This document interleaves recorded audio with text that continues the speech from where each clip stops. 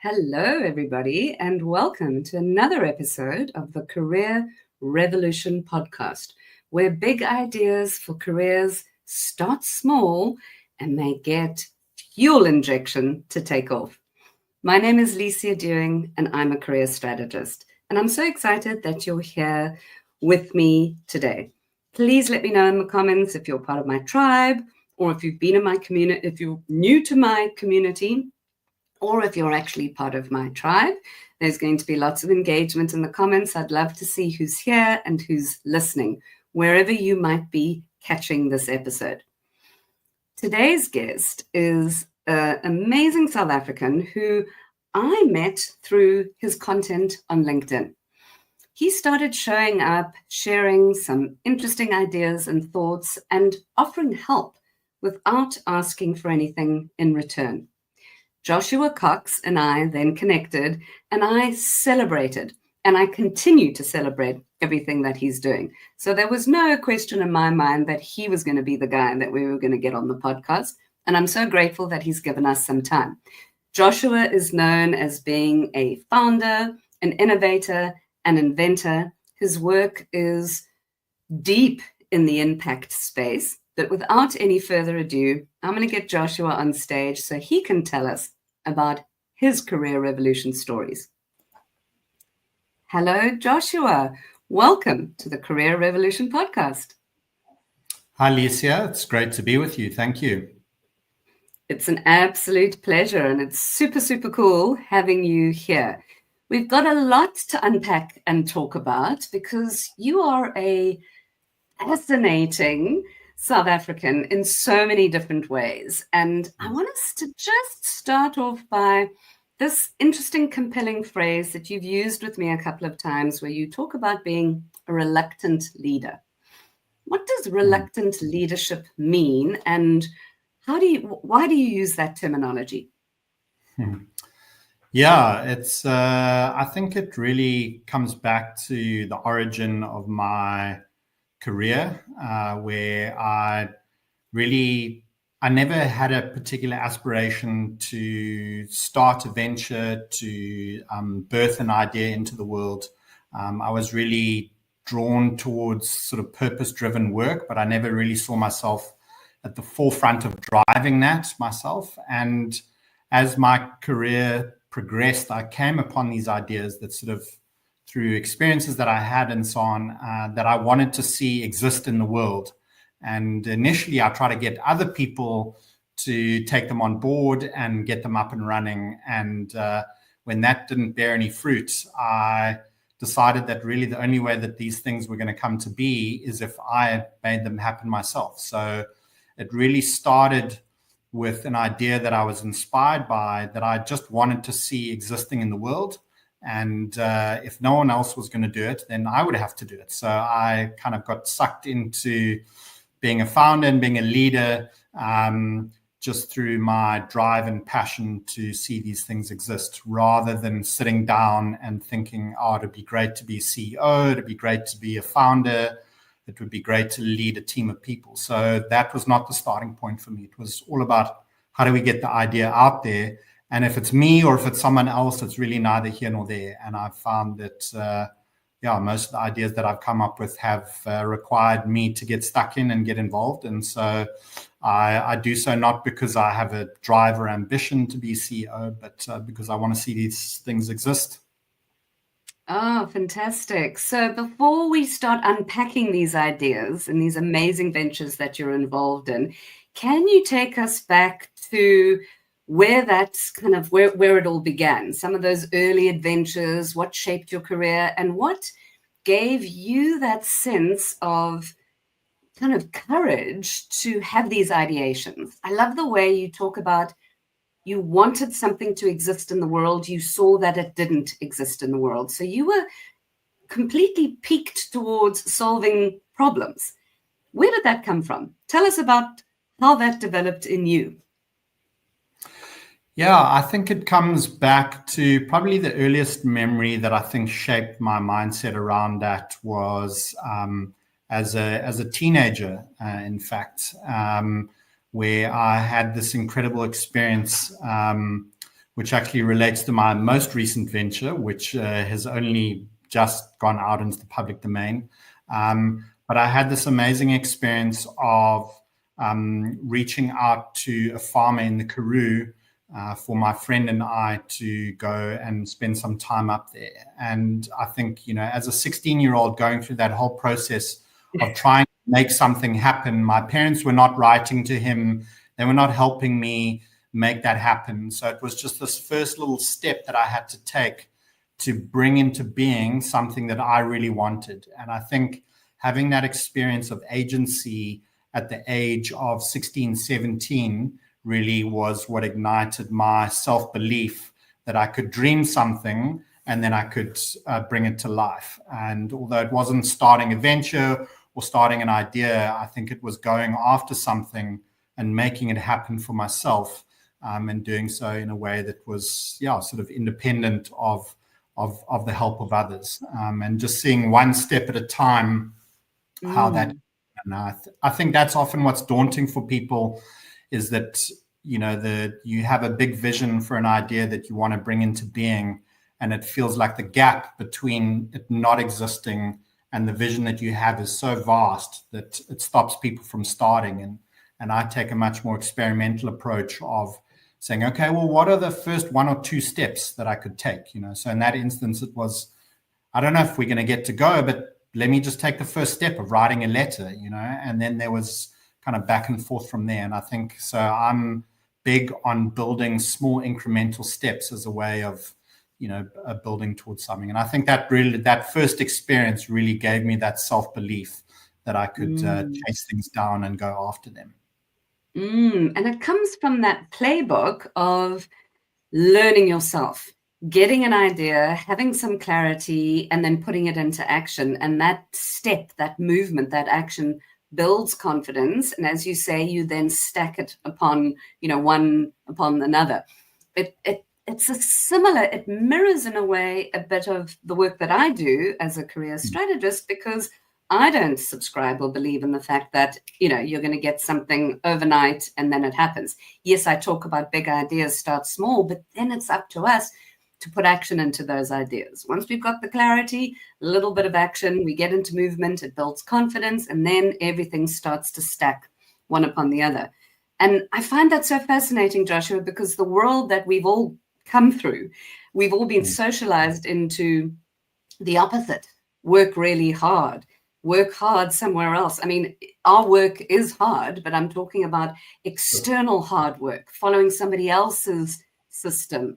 This is not, don't dream, don't have ideas, don't necessarily allow your imagination to lead, rather lead from the head. And quite interesting that in the age of AI, we're now being called to reverse that, because the brain and the head is potentially going to be replaced by a phenomenal AI machine that we simply cannot compete with. But the heart, the imagination, the soul, the ideas, the very thing that we do need to lead with, has that opportunity of development.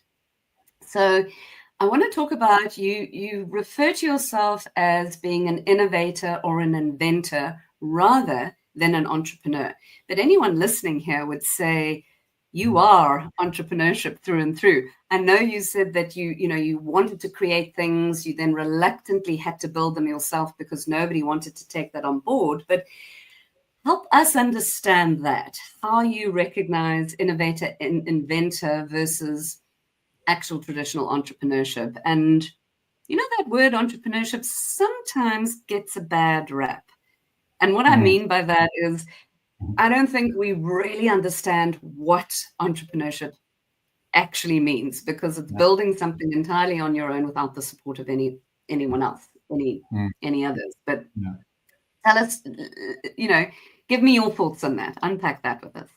Yeah, for sure. So I think why I make the distinction between being an entrepreneur or being an innovator and an inventor rather than an entrepreneur is, I think often entrepreneurship is so sort of wide ranging in that, and usually it starts with spotting some kind of gap in the market, whether it's a problem that needs to be solved or, and obviously then there needs to be a business model tied to that. And that's never been my starting point, is to go out and kind of spot a gap in the market. I've never, so if I, for instance, came upon a problem that wasn't being adequately solved, and I thought I could do it a little bit better and outcompete another offering, and make a lot of money out of that. That to me is not an interesting project. I think what drives me and what interests me is, what are the new things that don't exist, that we could bring into the world. And I think this has had a downside and has been a struggle in some ways, because often the new things don't easily match up with the strong business model. So it has been challenging, and that's why a number of the ideas that I have come up with have taken the form of a non-profit organization, because that's been easier to raise. And I've tried to build business models around some of those, but it's certainly had its challenge. So I think for me, the starting point has been, pioneering brand new ideas that don't exist, rather than saying, could I come into a market and compete with similar ideas that are already out there, and maybe just execute them a little bit better. So there are very few business ideas that are entirely novel. And I've tried to look for things that I just don't see existing in the world. And then I try and craft that into an organization that will be funded through donations in the form of a non-profit, or some of the ones that I have worked on have had a business model attached to them. But it's the newness of the idea that I think really excites and drives me, rather than the pure business potential. And it's challenging. I mean, there are definitely times where I wish that I could rewire my thinking to just be happy, executing on a well-known, well-proven, tried and tested business model, that I feel like I could be relatively successful at. But I tend to by default, pick these tougher assignments of really pioneering very new, innovative things that I don't see existing in the world. So it's exciting, but it definitely comes with its challenges. I'm sure. And I absolutely celebrate the fact that you know your spark. You know that, I refer to it as a light inside of you. We're talking about purpose. We're talking about passion. We're talking about all these words that are sometimes overtraded, that I don't think we necessarily fully understand. But it's also your strength, your uniqueness that you want to bring. And I love the way you say that you wish you could change that, because wouldn't it be easier to just go and deliver on something that's tried and tested, and there it is for profit? But Joshua, as you pioneer into new ventures, and as you create something that did not exist before, is that not that ripple that starts to happen? That's that, you're stepping forward, and then a whole bunch of options and a whole bunch of seeds that perhaps might not have been activated get activated by that spark, the very thing that you do. And we see it because you share this so beautifully on LinkedIn. You're talking about things that are not for your profit or for your, benefit. It just comes from that same pioneering desire to help and to serve. So what fascinates me is how the ideas you've developed and the ventures that you've moved into are so phenomenally, like, why was this not in the world before? How did we live without it before? And here you come along and you do it. So tell us about some of these ventures, to unpack some of these great things that you're doing with us. Yeah, thanks. Yeah. So look, the main the main venture that I've created that has been sort of the longest lasting and is also happens to be the one that pays the bills at the moment for me, is the nonprofit organization Fix Forward, where it started, the idea was seeded back in 2008, where I had the experience of helping a friend of mine from Diepsloot Township, who was a tradesperson doing painting and paving, and he asked me to write him a reference letter, and that helped him secure additional work. And then I had the idea to create a platform where we could vet and onboard people like Simon, like my friend, and connect them to customers. And it was sort of pre-Uber, pre-Airbnb. These platform on-demand services were not there. And I was like, here's a great opportunity to kind of build something out and then give them the support through training and coaching and mentoring. And that project has been, I've been involved full-time for the last 12 years. We've worked with over 700 entrepreneurs across 4 provinces, helping them build their business, create jobs in their community. And so that's been obviously hugely rewarding and something that continues to inspire me. And then, there are a bunch of other things that I have developed along the way. There's a program on personal values called the Values Journey, which we've run with corporates and NGOs, which helps people explore and adopt or practice strong personal values like positive attitude, self-care, listening, responsibility. And that ticks over in the background and has been life-changing for many of the people that have gone through that program. And most recently, I started a venture called Tankwa Outdoor, which is, again, something new and innovative. Essentially, it's a hiking/camping mat that is, it's a foam mat, but it's thick for your body and it tapers off to be thin for your legs. So it allows you to roll it up into quite a compact roll. And I've got a patent on that design. So it really is a world first.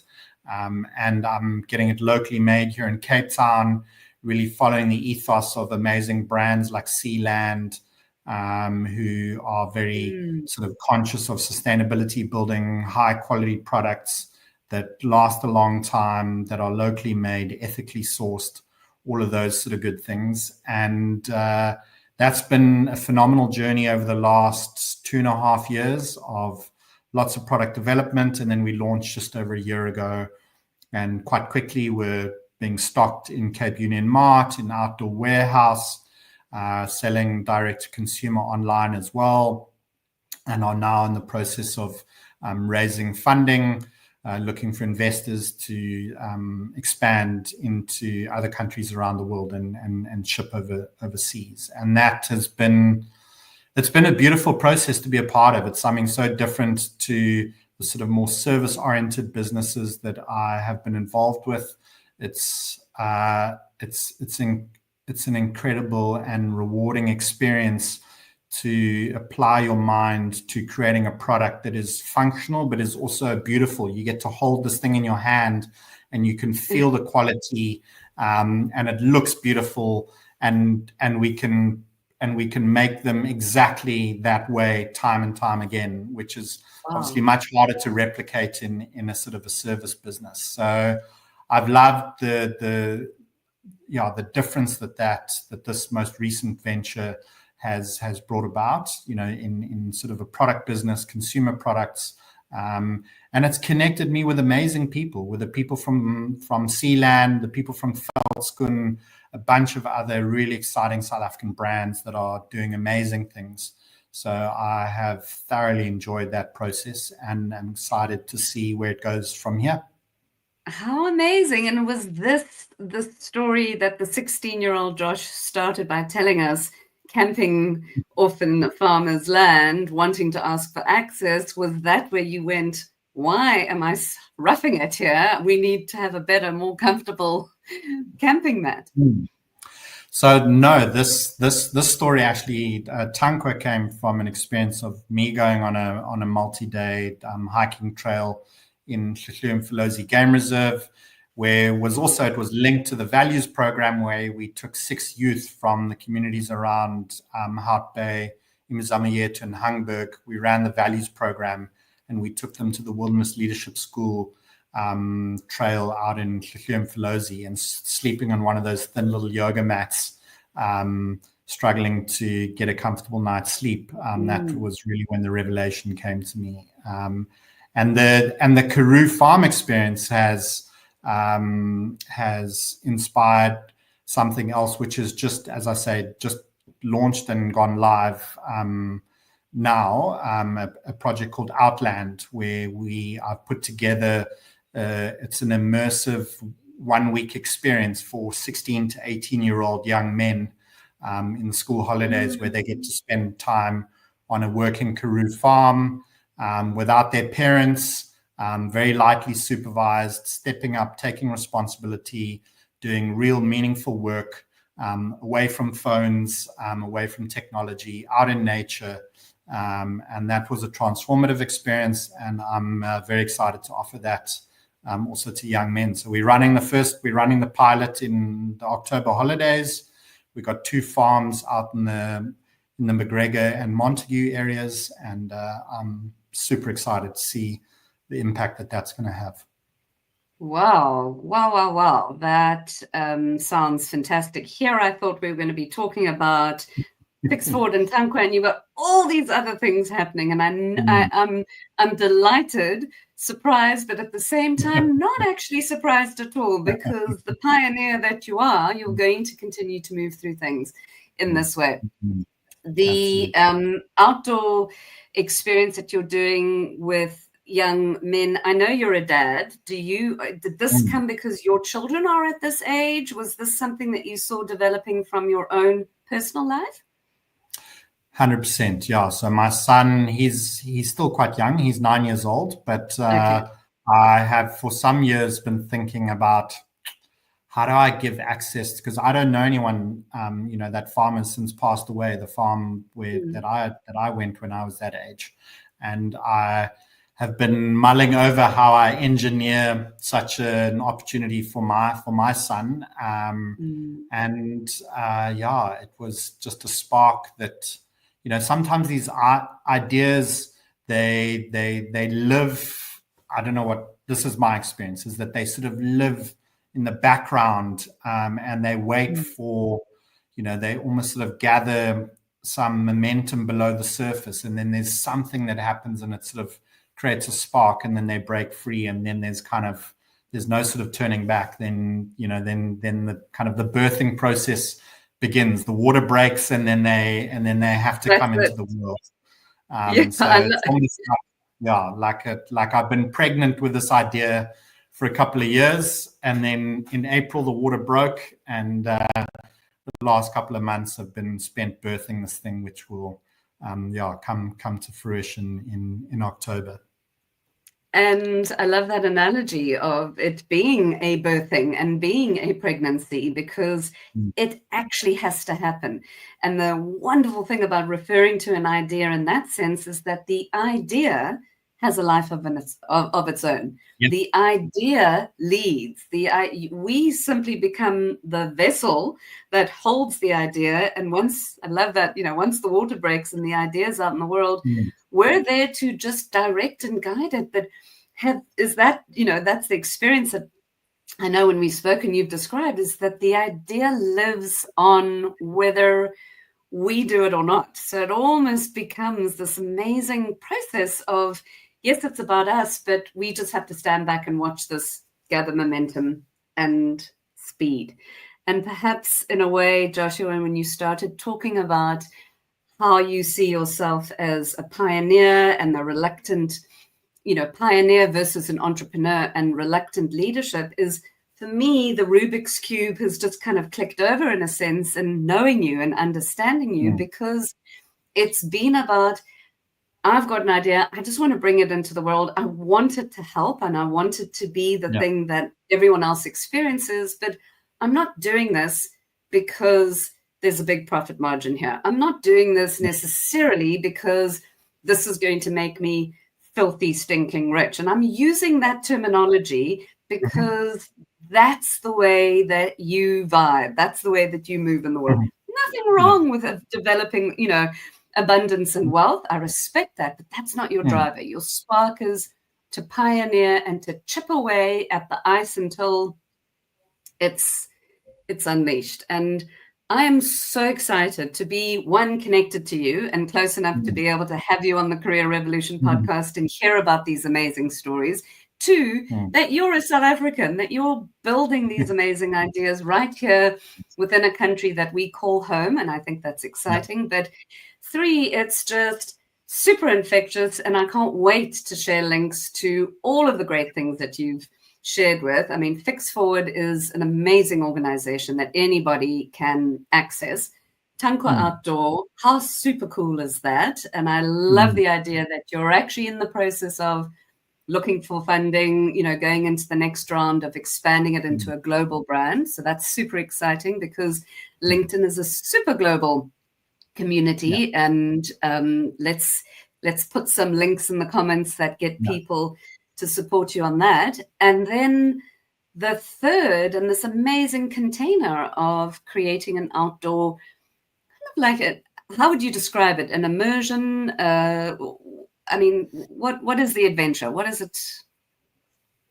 Yeah, so I've tried to, again, with my obsession of creating something different, there are a bunch of these programs you have sort of outward bound, and there are a bunch of programs that are highly structured, curated. They're very much led by adults who act as mentors, and it's really a program, with very clearly defined things that people get taken through. The participants, often they are aimed at kids that are struggling with behavioral difficulties or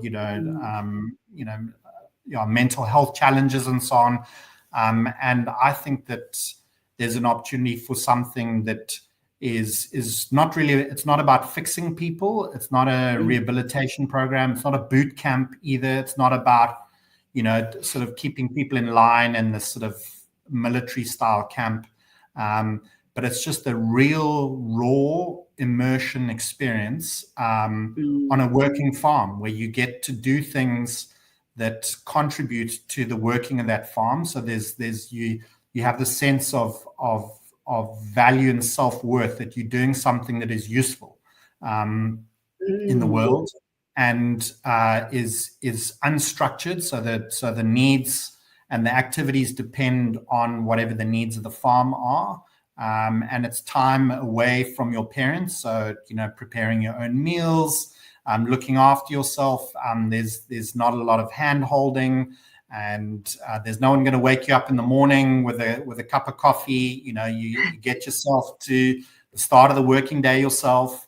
If there's a problem, on the first day of my experience as a 16-year-old on this farm, the farmer taught us to drive a bakkie, like in the first sort of 10 minutes of us being there, and then he sent us off in the bakkie to go and do something at the end of the farm. This was on a Sunday afternoon, and he was going to have a nap. So he sent us off. And within about half an hour, I ended up crashing the bakkie. I steered it into the side of a gate, and we couldn't get it started. And so I had to walk 4 kilometers back to the farm, wake the farmer up from his nap, and tell him that I just crashed his bakkie. And I couldn't call my parents. There was no one to do it for me. So I had to step up and do that. So it's you go through the fire of those things, of having to confront the realities, that come up in your daily working life, and you go through that experience as a 16-year-old, and what that does, and you get through it, and you survive, and it's okay, and the world doesn't fall apart, and you don't need your parents to do it for you. And so you have this experience at a very young age, so that when you do come up against the crisis, when you're 25, when you're 30, you can draw on, actually, if I just push through, this thing needs to happen. I just need to get on with it, and it will be okay, because you have this now, this reference point of where you had to do that at a very young age. And I think almost the earlier we can be exposing young people to these types of experiences where they have to take responsibility, where they have to step up, I think that builds a self-confidence and a self-belief that, yes, I can do this. And I think that shapes everything around how you then approach your life and your career or your business, whatever it might be. For sure, everything that I have created and built, I can tie back to that experience of confidence building that I had on that farm. Absolutely, absolutely, Joshua. And listening to you, because it's me, I'm going to say 101 things like, are you writing a book? Can you tell us more about this on LinkedIn? And that's not your style. You're going to do it when you're ready. But right now you're focused on building something that's going to help something. So we're all here to support completely with you, support you and follow along with you. As we close off, before we get to your career revolution tip, I want you to tell us a little bit about how you talk about making trust your opening bid. Just if you can unpack that for us, and then we're going to go to what you would share for somebody who might have a big idea. Yeah, great. Yeah, so that idea of making trust your opening bid was something that I came across.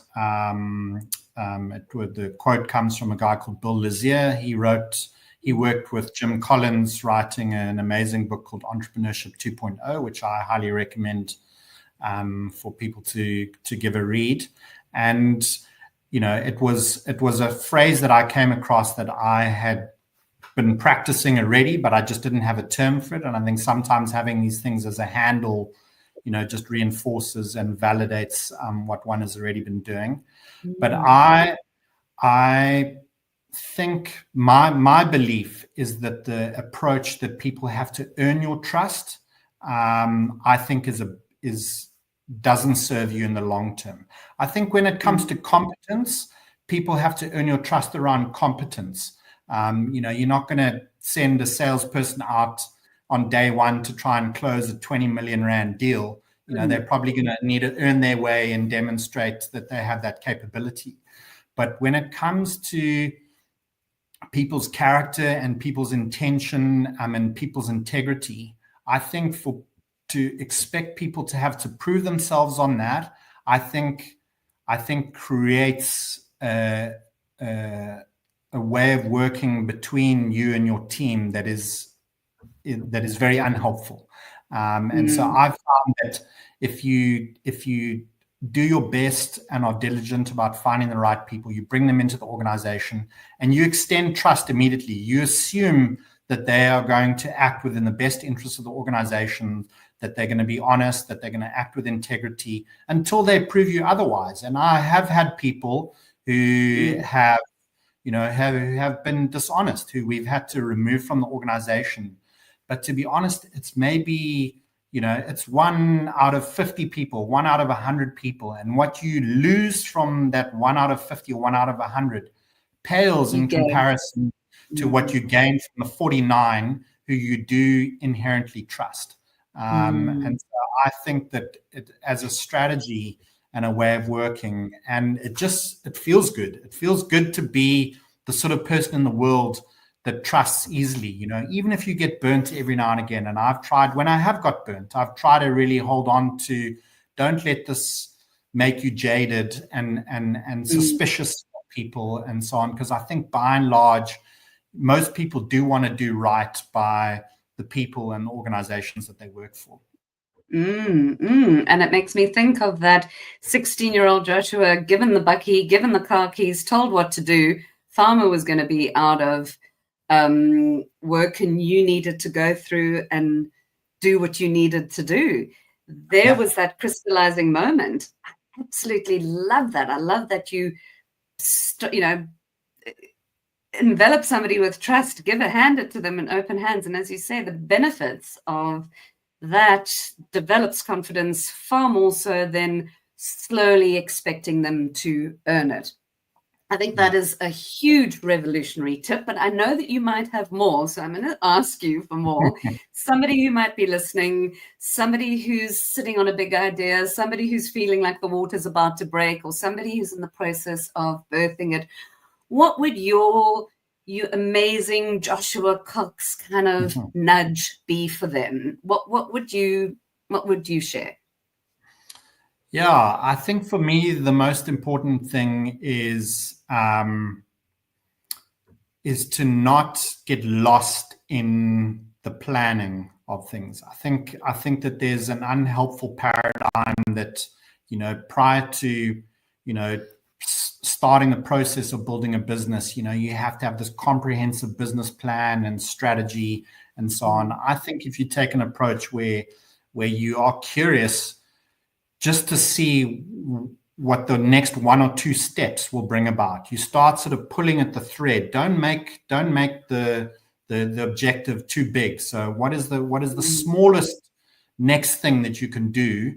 And then you slowly sort of incrementally start building on it, and don't get, even for Outland, this new project, my mind, yeah, of course I've got some vision, but I don't have a plan really beyond this pilot in October. I don't have a rollout plan of how I'm going to scale, how many farms I'm going to get, all of that sort of stuff.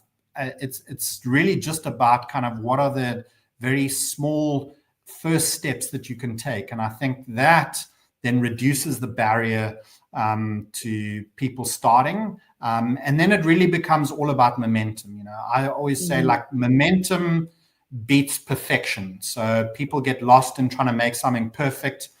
That's not going to drive you, or certainly not me. But it's momentum. It's like, how do you create progress week to week?